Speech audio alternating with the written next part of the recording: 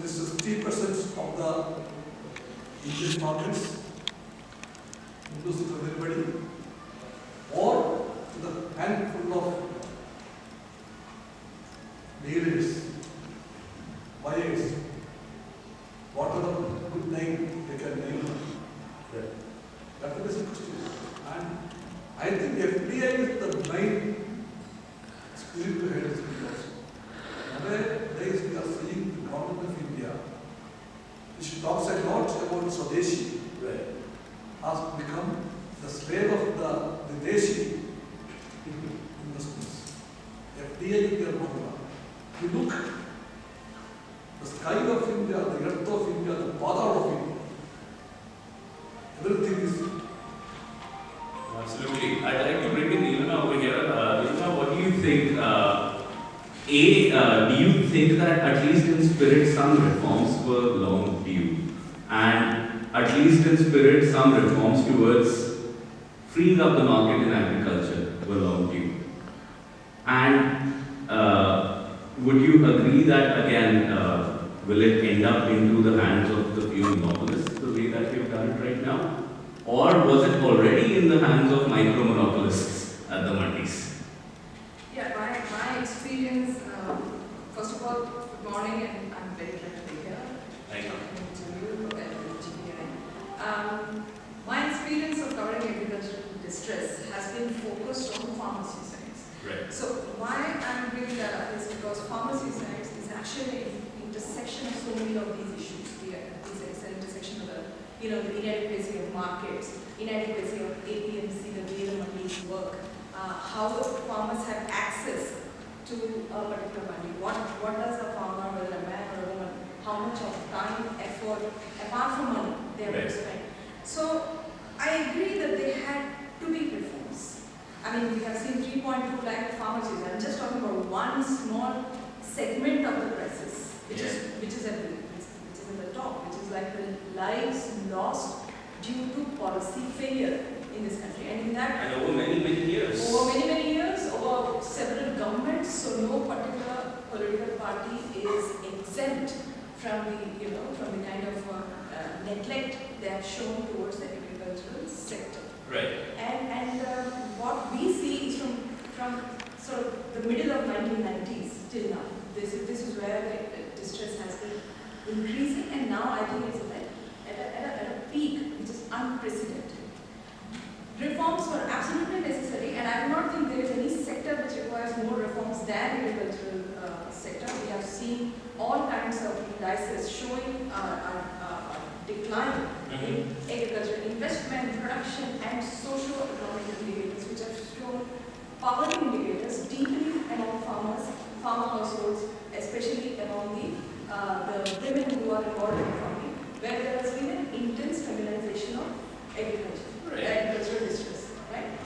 Now, but the real question is, when there is this space created for constructive reforms, which can turn around not just the agricultural sector, but the entire middle class of this country. In fact, the entire country can be on a different path. We might be looking at a great new beginning for the next decade. Are these the reforms we should be brought to? Are these, the farm bills which we are talking about? Do they fit into the framework of our what the India or the Indian citizen envisages for the future? Or the second thing is, are these the bills which fit into the framework of what the poor farmer really needs? And I guess you are saying that they don't, but no, I'm not. I'm simply saying. See, this is what my issue is, that because I do not cater to I'm not catering to any ideology or a political stand. I'm looking at it from the point of view of the farmer.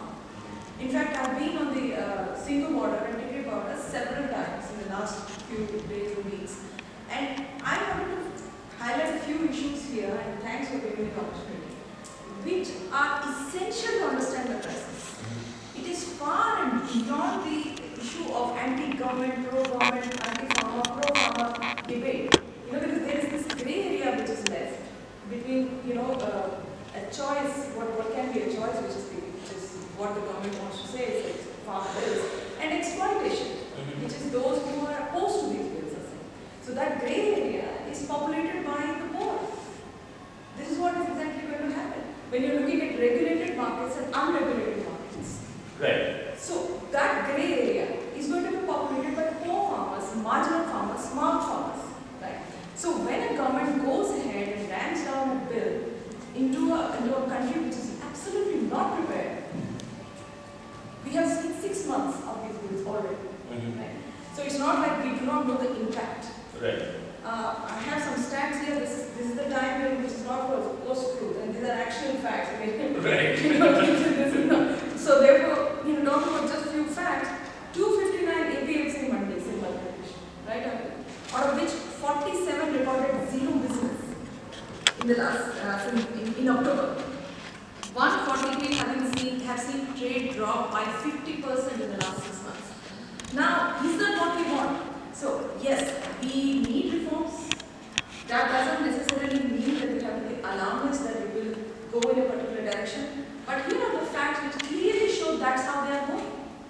So we are not making up these things. This is the experience of the farmers in the last 6 months. And that should be enough for the government to make course correction, which I believe is difficult. Why am I saying this?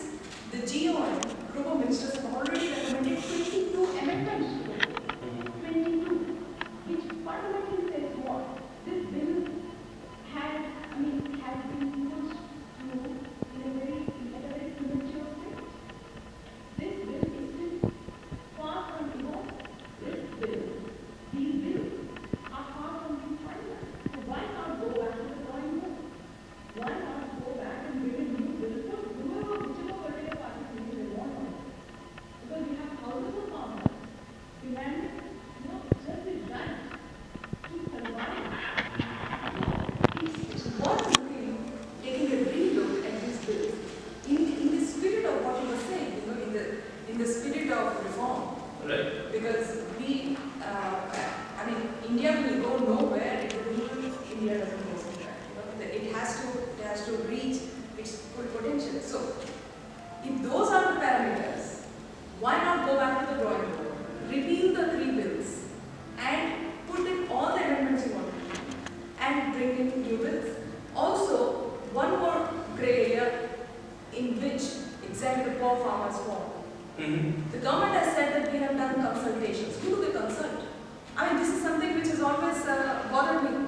When the government says that we have consulted on bills, do they consult the poor farmer? I have never seen anybody consult poor farmers in my 15 years of working among villages. Like all the poor farmers, the standing committees are not being consulted. I'm just saying, for me, I would say that even when a bill like this is being brought out, मेरे लिए बहुत जरूरी है कि जिन लोगों के लिए bill लाया जा रहा है उनसे पूछा जाए. Now, who are those people? The government. What kind of organization have they talked to before bringing out these founders? If Bharatiya Kisan Sangh, if I'm not wrong, is also saying that we have not been consulted, which I'm assuming is a little more favorable to the bill. Who was consulted? There must be somebody. There must be somebody. No, I'm not going to get into that because the time is, again, they're just maybe 1.5 hours a day. They are sitting on the roads of us. So time is essential. I do not want to get into why they pushed the bills through, what was the hurry, why did they fast track. But I must say something. Every farmer I talk to on the Sindhu border or the Tikri border knows that the government fast tracked it. So it's also essential for the government's own perception that they go back to the drawing board, bring in new bills, and repeal the ones which are right now facing so much opposition. At some point we should also discuss that why the hurry, why now, and as you said, why not go back to the drawing board if there are so many amendments already demanded. But and also, you have a preliminary idea. I agree the government was in a great rush for now. it's already been overdue by many years. So we have 6 months of, if you want to call it a pilot of a billion people, okay, let's call it that. But 6 months of how the bills have been operational.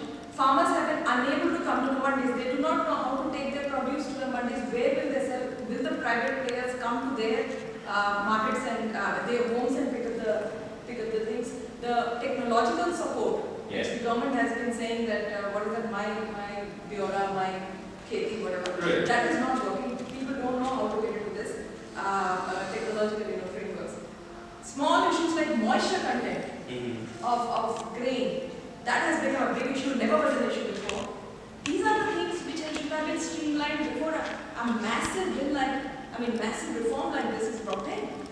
Yes, that's something which I think is very symptomatic with this government for the last 6 years. We have seen they're bringing big ticket reforms Without building capacity. Without informing, without training, without orienting the country towards it. It looks to me more like fulfilling some agenda. And I shudder to think that if that agenda is what one wants to stand, it's the government versus the small man or the small woman or sitting outside Delhi. Who's going to do it? Or perhaps it comes from a strange conviction that in our country it's only shock and awe that would change things, which certainly hasn't. We've seen demonetization, we've seen a lot of shock and awe. One more country which follows the same shock and awe principle, and I think that particular government which was shocking and awing, the people didn't go very well. Didn't last long. Yeah. So, but thank you. I'd like to bring in Indrashekar over here. Indrashekar, please tell me again the same question. Do you think that these reforms were overdue? And do you think that the way in which they have been done makes sense? Thank you very much, Arvind, for your question. Before I begin, let me just actually build upon what my other honorable panelists have said. And lighting or showing us the way is actually Mr. Vishwa, who clearly identified that these reforms are being done for a certain few companies. It's the greed of the few that's actually eating into